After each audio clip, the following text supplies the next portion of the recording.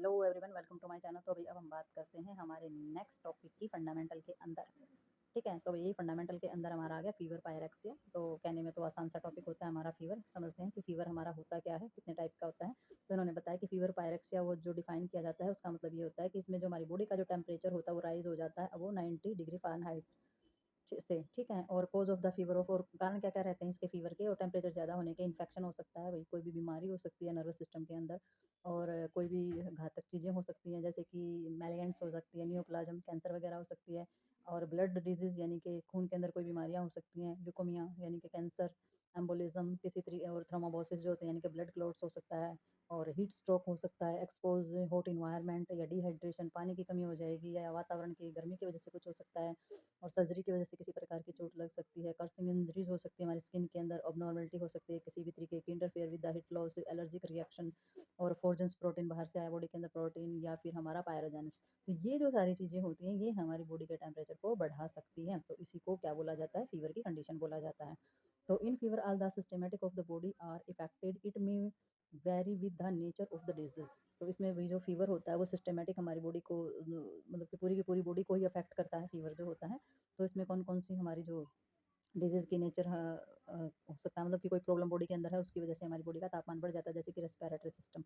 ठीक है, slow and repeat breathing. तो इसके अंदर हमारा क्या होता है, इसमें जो हमारा जो हमारा सांस लेने का जो तरीका होता है वो तेज़ी तेज़ी से हो सकता है, और स्लो और ब्रीदिंग। तो ये सारी की सारी चीज़ें जो होती है, नेचर जिसका देखा जाता है हमारे टेम्परेचर का, कि टेम्परेचर हमारा जल्दी जल्दी सांसें आ रही है या फिर धीरे धीरे सांसें आ रही है। सर्कुलेटरी सिस्टम के अंदर क्या देखा जा सकता है, इसमें इंक्रीज बढ़ जाए, हमारी जो पल्स रेट होती है ना, और जो प्लापेशंस होती है वो हमारी ज़्यादा इंक्रीज हो जाती है जब बॉडी का टेम्परेचर ज़्यादा बढ़ता है। तो ये हमारे साइन और सिम्टम देखे जाते हैं कि बॉडी का टेम्परेचर बढ़ा हुआ है। ऐसे तो हम हाथ लगा के भी देखते हैं तो हमारी स्किन से हमारा जो है वो गर्म होगी, तो ये भी एक साइन होता है।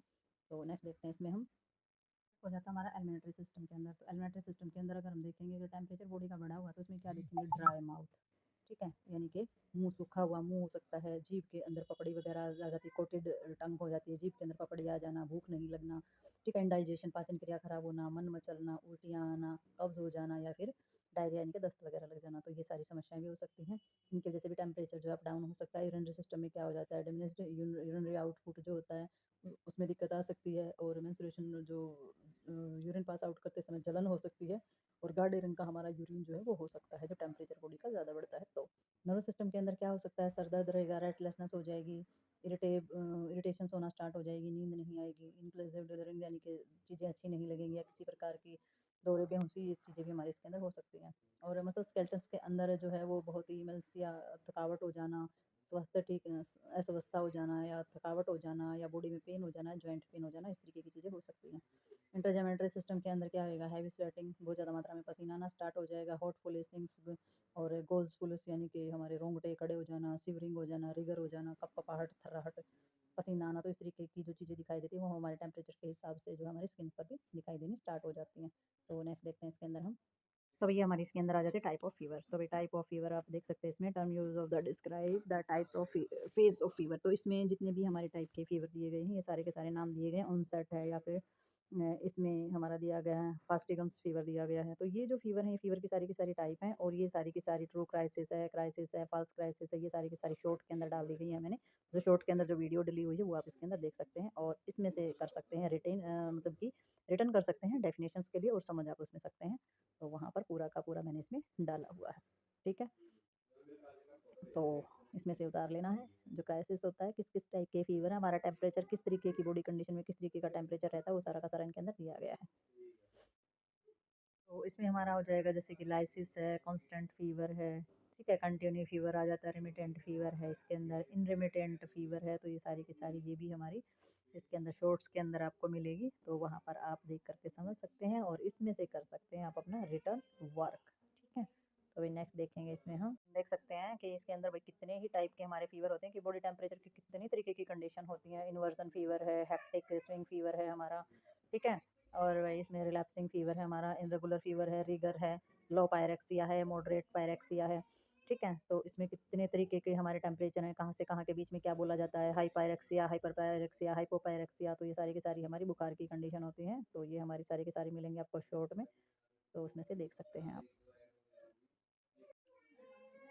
तो इसमें हमारा हो जाता है hyper pyrexia, temperature goes above 100। तो इसमें जैसे हाइपर पैरेक्सिया होता है हमारा 105 डिग्री फ़ारेनहाइट से ज़्यादा चला जाए, सब नॉर्मल टेम्परेचर जो होता है, ये भी उसी पे मिलेंगी आपको सारी की सारी चीज़ें डली हुई, आप उसमें से ही देख सकते हैं। सब नॉर्मल टेम्परेचर होता है जो हमारा, वो बिटवीन 95 और 98 डिग्री सेल्सियस के बीच में हमारा होता है।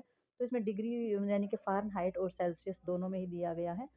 ठीक है? तो ये हमारी हाइपरथेरेमिया और हाइपरपायरेक्सिया एक ही बात होती है। हाइपरथेरेमिया यानी कि टेम्परेचर ज़्यादा होना, हाइपरपायरेक्सिया यानी कि इसमें भी बॉडी का तापमान ज़्यादा होना। तो ये हाइपरथेरेमिया के नाम से आ जाए या हाइपरपायरेक्सिया। हाइपरपायरेक्सिया यानी कि बहुत ज़्यादा बुखार बढ़ जाना, हाइपरथेरेमिया बॉडी का तापमान ज़्यादा बढ़ जाना, तो कहीं न कहीं एक ही बात है, हाइपरथेरेमिया और हाइपोथेरेमिया, हाइपरपायरेक्सिया और हाइपोपायरेक्सिया। ठीक है? तो इसमें कन्फ्यूज़ नहीं होना, ये दोनों एक ही कंडीशन होती हैं। थैरेमिया और पायरेक्सिया। तो पायरेक्सिया हम बुखार को बोल देते हैं और थैरेमिया हम बोल देते हैं टेम्परेचर को, हमारे तापमान को। ठीक है? तो नेक्स्ट देखते हैं इसके अंदर हम कुछ मेथड होते हैं, वेरियस मेथड हमारे दिए गए हैं जो यूज़ कर सकते हैं आप कूलिंग के लिए, बॉडी की कूलिंग के लिए। शरीर को ठंडा करने के लिए कौन-कौन से मेथड आप यूज़ करेंगे? Expose to cool by the electric fan. तो भैया आप जो बिजली वाला जो पंखा होता है वो चला सकते हैं अपनी गर्मी को दूर करने के लिए, नो डाउट। और आप कूल ड्रिंक वगैरह ले एडमिनिस्ट्रेट करा सकते हैं, कुछ ठंडी पेय पदार्थ आप पी सकते हैं, कोल्ड कंप्रेशन आइस बैग वगैरह जो है वो आप रख सकते हैं। कोल्ड स्पॉन्जिंग कर सकते हैं आप, कोल्ड पैक्स रख सकते हैं। कोल्ड स्पॉन्जिंग यानी कि ठंडा पानी की जो पट्टियाँ जो सर पर रखी जाती हैं, और कोल्ड बाथ आप ले सकते हैं इसके लिए। आइस कोल्ड लेवेज या फिर एनीमिया जो हमारा दिया जाता है वो कर सकते हैं आप। अनीमा में जितनी भी चीज़ होती है वो कोल्ड में हमारी हो सकती है लेवेज के साथ। तो इसमें क्या होता है, इसमें जो बॉडी का जो टेम्परेचर होता है वो बहुत जल्दी से डाउन में ला सकते हैं। और हाइपोथैलेमिक जो ब्लैंकेट्स होती हैं हमारी या मैटर्स होते हैं उनका भी यूज़ किया जा सकता है। ठीक है? तो टेम्परेचर को नॉर्मल रखने वाली जो हमारी चादरें होती हैं, गद्दे होते हैं, उनका भी इस्तेमाल हम कर सकते हैं। तो नेक्स्ट देखेंगे इसके अंदर हम।